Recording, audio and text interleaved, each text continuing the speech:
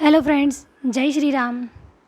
देखो, आज का टॉपिक हमारा है कन्फ्यूज़न, क्योंकि बहुत सारे कमेंट इसी बात को लेके आ रहे हैं कि हम किस चीज़ की तैयारी करें, कहाँ से शुरुआत करें। हमारी योग्यता कंप्लीट नहीं हुई तो हम एमए प्रीवियस में हैं या फाइनल में हैं या बीएड कर रहे हैं, हम रीट की करें, रीट मेंस और रीट पात्रता दोनों साथ में करें, या सेकंड ग्रेड करें या फर्स्ट ग्रेड करें, किस चीज़ की करें, या फिर कौन सा सब्जेक्ट ईजी होगा, टफ होगा, तैयारी कहाँ से शुरुआत करनी चाहिए, और ऑनलाइन कोर्स लें या फिर फ्री क्लासेस या किताब आरबीएसई एनसीईआरटी, किस तरीके से शुरुआत करें जब वैकेंसी नहीं है और वैकेंसी कब आएगी। सारे कन्फ्यूज़न मैं आपके आज क्लियर कर दूंगी। ठीक है, सबसे बड़ा कन्फ्यूज़न यही है क्योंकि कमेंट यही आ रहा है, और शुरुआत कहाँ से करें, सबसे बड़ी दिक्कत ऐसा होता है जब हम डिसाइड नहीं कर पाते तब कन्फ्यूज़न होता है। तो देखो, कन्फ्यूज़न पहले अपन शुरुआत करते हैं कि वैकेंसी कब तक आएगी। वैसे तो मैंने बहुत बार बताया, देखो vacancy first grade, second grade और रीट पात्रता तीनों आएगी, और रीट मेंस हो सकता है उसको थोड़ा टाइम लग जाए, लेकिन रीट पात्रता पहले आएगी। रीट मेंस भी लगभग साथ में मतलब आ जाएगी, 1-2 महीने का अंतर हो सकता है, क्योंकि जिनकी रीट पात्रता क्लियर है और जिनका नंबर इस बार रीट में नहीं आया वो भी तो तैयारी करेंगे ना, उनको भी तो अवसर दिया जाएगा। वैकेंसी तो सारी आएगी, लेकिन कब तक आएगी। देखो, वैकेंसी अभी चल रहा है अगस्त, तो सितंबर, अक्टूबर, नवंबर, दिसंबर 4 महीने तो इस साल के पड़े हैं।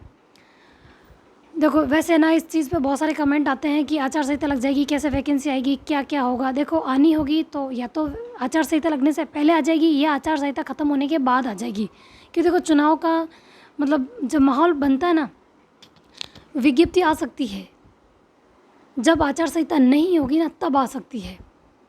और जाती हुई सरकार वैकेंसी तो आपको देगी। वीडियो पूरा देखोगे तो आपको कन्फ्यूज़न क्लियर हो जाएगा आपका कि देखो, जाती हुई सरकार है, वैकेंसी तो सारी आएगी। अब आपको क्या निश्चित करना है, आप कन्फ्यूज़ किस मामले को लेके हो कि आपको अगर रीट की तैयारी करनी है, आप मतलब कौन से लेवल 1 की करनी है, लेवल 2 की करनी है, किस तरीके से करनी है, शुरुआत कहाँ से करें।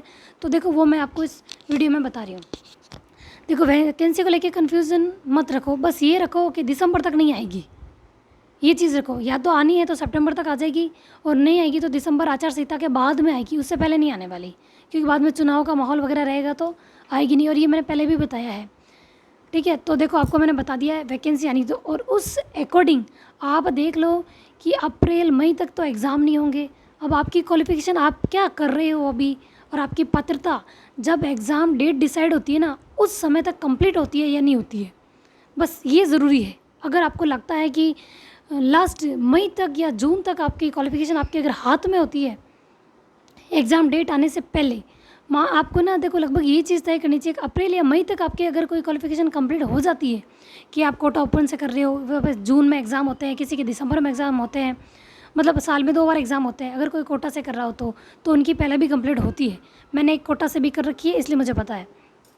तो देखो, अगर आपकी क्वालिफिकेशन किसी चीज़ को लेकर अप्रैल मई तक कंप्लीट होती है, विज्ञप्ति भले ही बाद में आ जाए या पहले आ जाए, लेकिन एग्ज़ाम डेट से अगर पहले कंप्लीट होती है तो आप डिसाइड कर लो कि आप कौन से वैकेंसी की तरफ जाना चाहते हो, उस अकॉर्डिंग कि आप रीट देना चाहते हो। टारगेट एक डिसाइड कर लो, फर्स्ट ग्रेड, सेकंड ग्रेड या रीट पात्रता और मेंस उसका भी मैं बता दूंगी, लेकिन आपको टारगेट आपको डिसाइड करना होगा।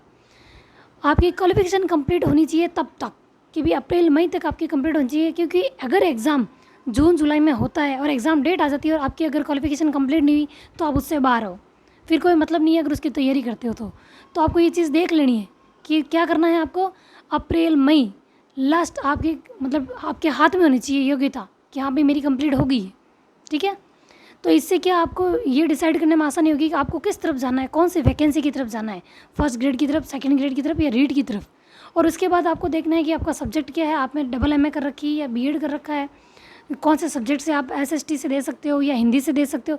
तो अगर आपको इसमें भी कन्फ्यूज़न है ना कि तैयारी कौन से सब्जेक्ट से करनी चाहिए, तो आपको क्या करना चाहिए, पहले दोनों सब्जेक्ट का सिलेबस निकालो और आप अपने सामने रखो। अब आप ये देखो कि आप किसको ईजी तरीके से कर सकते हो।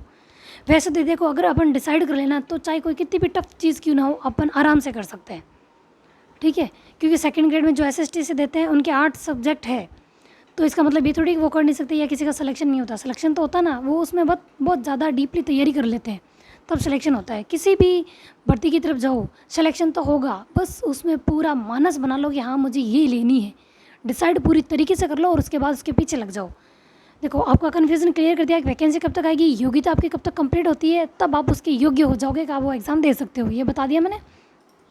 उसके बाद आप ये सोचते हो, देखो वैकेंसी भी डिसाइड कर ली, कि आप कौन सी की तरफ जाना चाहते हो, first grade, second grade, read, किस तरफ आप जाना चाहते हो। और बुक्स कौन सी पढ़नी है वो भी बता दूंगी, ऑनलाइन लेना है, ऑफलाइन, कौन सी क्लासेस, कैसे पढ़ना चाहिए, शुरुआत कहाँ से करें जब विज्ञप्ति नहीं है, बहुत ज़्यादा कन्फ्यूजन है, या फ्रेशर्स हो कि शुरू हम तैयारी कैसे करते रहे, मैं पूरी चीज़ बताऊँगी। तो देखो आपने ये डिसाइड कर ली, कोई एक योग्यता कंप्लीट अगर आपकी हो जाती है तो आप एक टारगेट डिसाइड करो। अगर आपके एमए भी कंप्लीट है या एमए कंप्लीट हो जाएगी और बीएड भी कंप्लीट है तो आपको ना फर्स्ट ग्रेड की तरफ जाना ही चाहिए। अगर आपके सेकंड ग्रेड थोड़ा आपको लगता है कि भाई एसएसटी में बहुत सारे सब्जेक्ट है, क्योंकि मुझे ऐसा लगता है कि फर्स्ट ग्रेड सेकंड ग्रेड से थोड़ा ईजी पड़ेगा। हाँ देखो, सब जीके पेपर उसमें भी है और इसमें भी है, सेकंड पेपर इसका भी है उसका भी है, दोनों दो पेपर तो दोनों में होंगे। लेकिन अगर आप पूरे मनोयोग से तैयारी कर लोगे ना फर्स्ट ग्रेड की तो सिलेक्शन हो जाएगा। ऐसा नहीं है कि मतलब मैं अपनी तरफ से बता रही हूँ, मेरे हिसाब से आपको क्या सही लगता है वो आपको देखना चाहिए। मैं बस आपका कन्फ्यूज़न थोड़ा क्लियर कर रही हूँ कि आप ऐसा भी कर सकते हो, सिर्फ एक सजेशन दे रही हूँ। मैं कोई अपने फैसले आपको थोप नहीं रही हूँ कि आपको ऐसा ही करना है, बस एक बता रही हूँ कि आप वैसा भी कर सकते हो। आपने डिसाइड कर लिया, कोई वैकेंसी डिसाइड कर ली, उसके बाद आप सिलेबस निकालो, प्रीवियस ईयर्स के क्वेश्चन पेपर देखो और वहाँ से शुरुआत करो कि मतलब आप वो चीज़ कर पाओगे या नहीं कर पाओगे, क्योंकि पैटर्न बदल गया है। तो कोई यूँ नहीं है सिर्फ फर्स्ट ग्रेड के लिए बदला है या किसी दूसरे एग्ज़ाम के लिए बदला है, सब सारे जितने भी कॉम्पिटिशन एग्जाम होंगे ना सब का पैटर्न बदल गया है। तो देखो अगर आपने ये कन्फ्यूज़न क्लियर कर लिया कि आपकी योग्यता कंप्लीट हो गई, आपने कोई भर्ती डिसाइड कर लिया कि आपको इसी चीज़ की तैयारी करनी है या दो की साथ तैयारी करनी है तो वो भी बताऊँगी। आपने डिसाइड कर लिया तो अब आपको शुरुआत क्या करनी चाहिए, ऑनलाइन कोर्स लेना चाहिए जो फ्रेशर्स है, कोई कोचिंग लेनी चाहिए नहीं लेनी चाहिए, क्या करना चाहिए। देखो अगर आपको लगता है कि आप में बहुत कमी है, आप बहुत मतलब फर्स्ट टाइम शुरुआत कर रहे हो, आपको कुछ समझ में ही नहीं आ रहा है कि शुरुआत कहाँ से करें, किताब कैसे पढ़ें, क्योंकि देखो जब शुरू में पढ़ते हैं ना तो किताब पढ़ने में दिक्कत आती है, समझ में नहीं आती कि कंपटीशन में यार किस टाइप के क्वेश्चन आएंगे।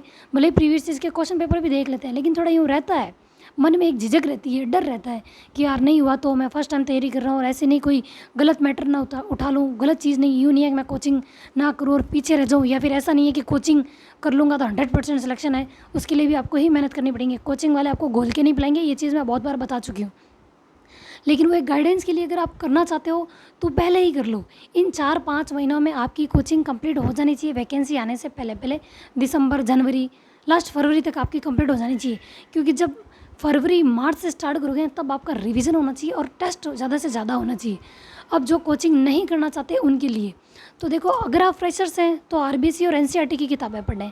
अब आप कहोगे कि आरबीएससी की तो ठीक है, फैक्चुअल चीज़ें ज़्यादा दी हुई होती है, समझ में आ जाएगी, या कुछ चीज़ें मिस्टेक होती है 6 से 8 तक की। देखो आप कोई भी किताब ले आओगे ना तो भी मिस्टेक होगी, हर किताब में गलतियाँ तो होती है। मतलब देखो तो 1-2-4 गलतियों की वजह से अपन पूरी किताब को गलत नहीं ठहरा सकते। अगर आप कोचिंग में भी पढ़ाते हो तो बाई चांस कभी कोई स्लिप हो जाए, ऐसा वर्ड या कुछ गलत मतलब बता दिया जाए तो यूँ थोड़ी है कि वो सही नहीं करवाएंगे, लेकिन गलतियाँ सबसे होती है, चाहे वो किताब हो, लिखने वाला तो इंसान ही था ना, इंसान से तो गलतियाँ होती है। तो वो कोई भी किताब हो, अगर आरबीएससी किताब में गलती है अपन पढ़ लेते हैं, अगर उनको सही चीज़ पता होती है तो अपन उसको करेक्ट कर लें, और नहीं तो फिर आरबीएससी देखो उसके अकॉर्डिंग ही चलेगी कि आरबीएससी या एनसीईआरटी में क्या दिया हुआ है, तो उनको क्वेश्चन डिलीट भी करना पड़ सकता है। ठीक है, तो देखो इस तरीके से आरबीएससी और एनसीईआरटी आपको पढ़ने के लिए इसलिए कह रही हूँ क्योंकि वो आपका बेस मजबूत करेगा।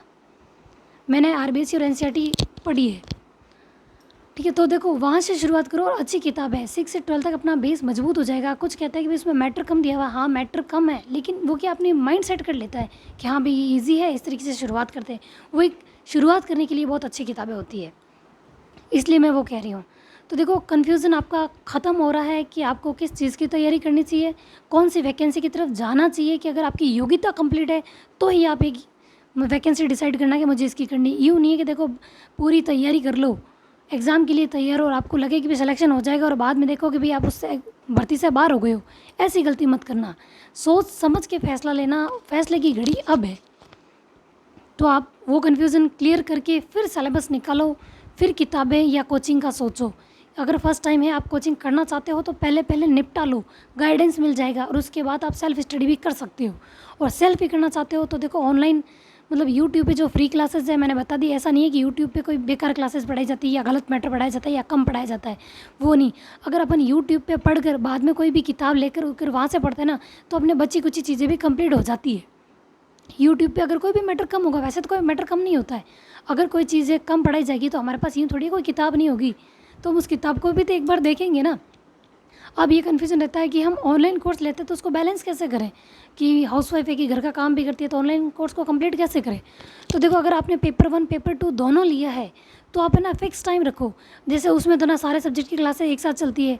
जैसे ज्योग्राफी है तो इंडियन ज्योग्राफी की चल रही है, आसाम ज्योग्राफी की चल रही है, या कि प्रैक्टिकल की भी वो भी क्लासेस चल रही है। तो आप एक साथ सारी क्लासेस नहीं ले सकते ना, एक दिन में 4-4 3-3 क्लासें या 4-4 क्लासें एक अपने सब्जेक्ट की और फिर जीके की अलग से ऐसे नहीं ले सकते हो।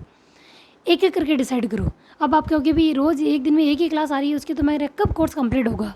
तो देखो, कोर्स कंप्लीट अभी वैसे विज्ञप्ति आई नहीं है, तब हमको अगर ढंग से ही करना है ना तो आप डिसाइड करो कि आपको टाइम कितना मिलता है। हाउसवाइफ हो तो देखो रोज़ के 3-4 वीडियो से ज़्यादा नहीं कर पाओगे, क्योंकि वापस उसको रिवाइज़ भी करना पड़ेगा। इवन देखो, अगर आप मतलब उसको लिख लोगे और वापस रीड आउट नहीं करोगे तो वो आपके काम नहीं आएगा, चाहे आपने कितना भी अच्छा कोर्स क्यों ना ले लिया हो। आप रोज़ की 3 या 4 क्लासेस करो, मतलब 2 फर्स्ट पेपर की ले लो, 2 सेकंड पेपर की ले लो, बाद में उसको नोट डाउन कर लो, फिर एक बार उसको पढ़ लो, दूसरे दिन फिर 4 क्लासेस कर लो। इस तरीके से आराम आराम से करो, लेकिन 10 मिनट निकालो आप वो जो लिखी हुई चीज़ें ना उसको पढ़ने के लिए। इस तरीके से बैलेंस होगा आपका ऑनलाइन कोर्स अगर आपने लिया है तो। आप सोच रहे हो कि फर्स्ट पेपर में इतने सारे सब्जेक्ट एक साथ चल रहे हैं, रोज़ की रोज़ क्लास लो, तो नहीं ले पाओगे।